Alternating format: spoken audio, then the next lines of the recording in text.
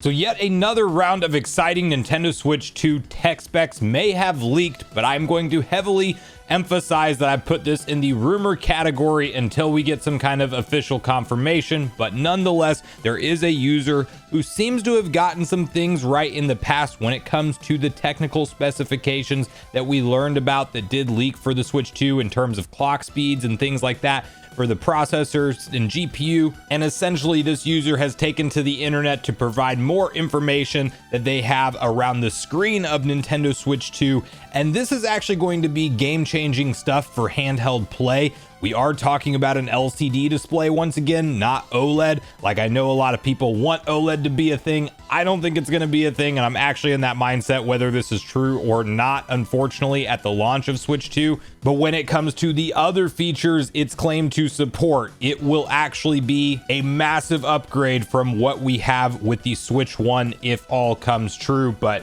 we'll get on the same page with all of those details. Before we do, make sure you like, subscribe, and turn on your bell notification to join Sunbro Nation if you're new here. And I want to first kick it off right over at the R Gaming Leaks and Rumors website, where you can see the following post which outlines everything. The Switch 2 is rumored to have a 120Hz LCD screen with VRR and HDR support. This is from FamiBoard's user Secret Boy, who previously almost accurately called out the GPU performance before clock speeds were leaked 10 days later back in January. 3 T-flops docked and 1.4/1.5 T-flops in handheld, which turned out to be pretty close to the actual leaked clocks of 3.1 T-flops docked and 3.72 T-flops handheld. The 120Hz claim was originally first made back in January twice and was also the account's first message in the forum. And they point out the individual posts here. Some of them get repetitive, so we'll just highlight the necessary information. But all the way back then, this person heard that the screen supports 120Hz and VRR, which should help a lot in handheld mode. And then that people should be prepared for the 3 T-flops, kind of reiterating the same thing throughout. Oh yeah, I forgot to mention this is an LCD. No idea about the actual quality of the screen, but I think OLED was always going to be too expensive for this feature set, which they needed to get into the first iteration of the hardware so that developers could optimize their games around it, which is just his speculation for the reason why there's not OLED. This is a huge revelation for the next for the next game console if true, as it has the potential to show better color, higher frame rate, smoother gameplay, and for it to not to look so obvious when a game fails to hit the target frame rate. The Switch OLED and Steam Deck can only hit 60 Hz, but this effectively doubles that. So, okay, let's dive into all the features individually. So you have 120Hz screen, you have VRR, and you have HDR support on an LCD display. All of those starting off with 120Hz are obviously a huge deal. 120Hz, if you haven't seen it in person, I mean, it's double the refresh rate of 60 FPS. So there is a point of diminishing return, obviously. And when you go from like 120 to 240, it's even harder to tell. I still like 30 to 60 as the most noticeable climb in quality. But when you're playing racing games or really fast precision, you want to have things instantly refreshed, even first person shooters competitively. 120Hz display is actually a big deal. Now, I don't think that a lot of Nintendo Switch games or Switch 2 games rather, are really going to utilize that from a graphical standpoint, because you have to actually think about how much additional graphics processing power that takes to literally double the frame rate on the console. Granted, we are seeing things like DLSS baked into this console, which would definitely help with higher refresh rates, but we are also talking about handheld play here for the 120Hz screen, because it doesn't matter if 120Hz is a feature in the Switch 2 if you are playing on a 60Hz TV. You're not going to notice that in dock play. Specifically, this applies to the actual display when in handheld mode for Nintendo Switch 2, and that's what you should care about with this feature set. So the amount of games that could realistically hit this target, I am thinking more of the simple indie projects, AA games, if you will, not so much. We're not going to get Assassin's Creed Shadows or some cutting edge, Monster Hunter Wilds, a brand new AAA game running at 120Hz refresh rate on a Nintendo Switch 2 in handheld mode. So don't think that that's going to be like the type of feature that this will be. It absolutely will not. But there will be some more, let's talk about Hollow Knight Silksong, which is heavily rumored to show up at the Switch 2 Direct. Of course, it's been rumored to show up at every Direct ever for years, so who knows if it'll be there or not. But that game's going to come out one day, and when it does, on the Nintendo Switch 2 in handheld mode, you might actually have 120Hz refresh rate mode for that game, which would be a really exciting thing. not to mention a bunch of other, you know, more simple kart racers. I'm thinking like if F-Zero GX ever got a remaster and it had a better upgraded version for Nintendo Switch 2, or maybe it just comes out for Nintendo Switch 2, and because it's GameCube era game, you could stretch that to actually go to 120 hertz refresh rate. Games like F-Zero where the racing is that fast, like that's actually a big benefit and something that's pretty exciting. So from there, variable refresh rate, I would argue, is as exciting, if not more than in some cases, than the 120 hertz refresh rate, because as you probably know by the name of it, variable refresh rate, meaning if you have an unlocked frame rate or you're targeting between 60 and 30 frames per second in a game, and basically the game is stuttering or having a hard time hitting either 30 or 60, variable refresh rate smooths all of that out. If you're running a game at 40, 45, or 50 frames per second, it is a lot harder to tell when you are experiencing a frame dip from 60 down to 45 than it is if VRR is not something that the screen supports. So this is also a really big upgrade when it comes to not being pulled out of the gaming experience by noticeable stutter and lag. You know, I think back to Echoes of Wisdom in the overworld where you notice Hyrule stuttering around a lot, and that game has an unlocked frame rate.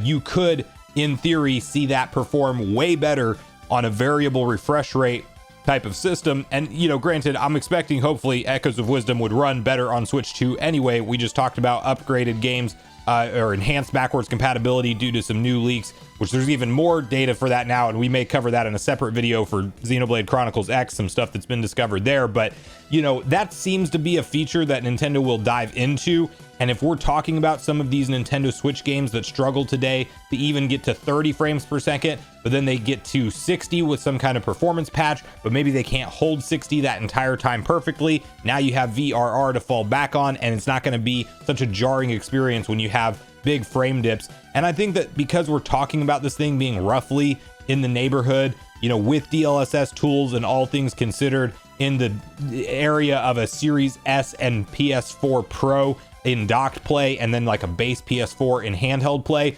a feature set like VRR I think is crucial for these games to look and maintain decent performance, but also have some fallback options and more levers to pull if you are really stretching the capabilities of what this console is capable of, you know, when you may be running something like a GTA 6, if we see that come to Switch 2 in handheld mode.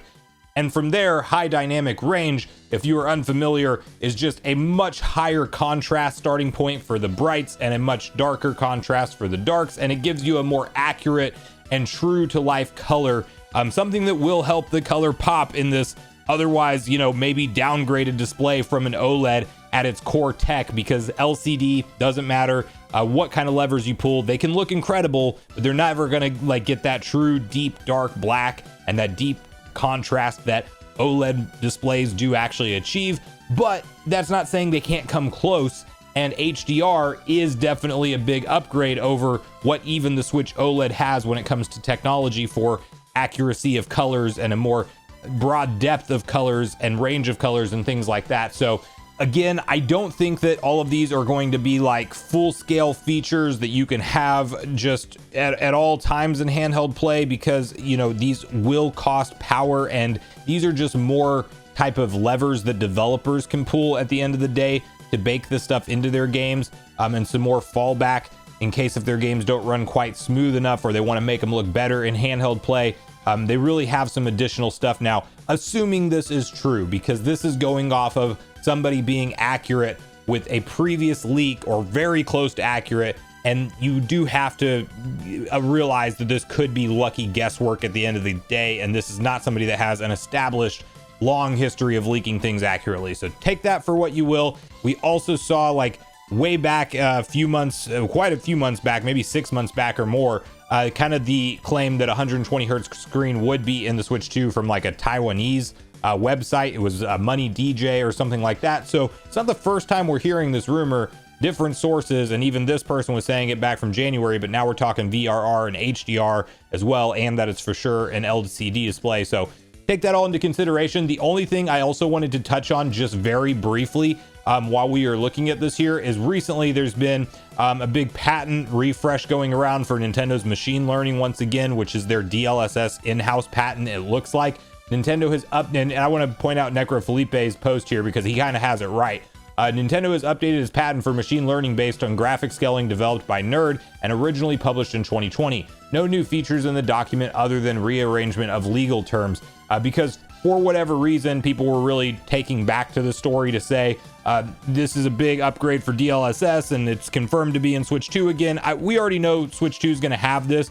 It does point out in this document some specific image conversions that maybe we didn't see as focused on as much previously, but like 540p to 1080p, for example. If you're playing the Switch 2 in handheld mode, there is now, a topic of conversation floating around that maybe you only have to have your game run at 540p and it gets upscaled to 1080p via this upscaling technology. This is possible. This is something Nintendo can do. It's just going to be a power for performance type of situation where how much extra battery life does it take to do that kind of upscaling, and will developers actually target that 540p to make things run better and upscale it to 1080 for handheld? It's a possibility. Again, just like, and kind of why this ties into the previous conversation we were having, developers have a lot more options with Switch 2 to get their games to run effective and right. And that's what's really cool about this, because while it's not going to be on paper as powerful as the current generation PS5 and Series X consoles, the type of optimization that game developers can now pull off with this tool set that they have between DLSS upscaling and between all of these other new features for the console, we should be expecting some pretty exciting game performance and some quote unquote impossible ports to also make their way to Switch 2, I personally believe. But let me know in the comments down below what you make of all of this. Would you be excited for things like VRR, 120 hertz refresh rate, and HDR support in your Switch 2 LCD display? Are you heartbroken over the fact that Nintendo probably is not going with an OLED this time around right at launch? Do you think they might refresh the Switch 2 at some point with an OLED model down the line? I'm personally, for the amount that I play in dock mode, it's not a huge deal to me, but obviously in a perfect world, I would love an OLED display. I definitely started playing my Switch a lot more in handheld when I got the OLED model, but let me know how you feel about all of that, and if you're excited for developers to just have way more tools to make their games run effectively on Nintendo's next generation hardware at the end of the day. So make sure you share all your thoughts and feelings in the comments down below before you leave, regardless if we agree or disagree. Also, make sure you like, subscribe, turn your notification bell. And with that, I've been Sunbro, you've been Nation. Thanks so much for watching, and I'll see you guys in the next video.